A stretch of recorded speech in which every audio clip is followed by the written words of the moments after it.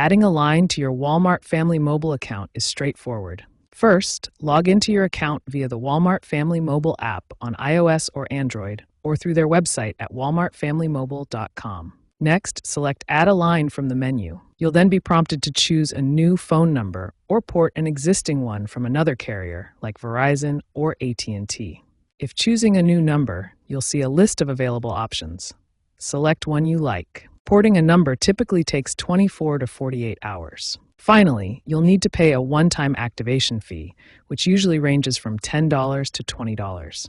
Activation can also be done in person at any Walmart location. Remember that international number porting is possible, but may involve extra charges.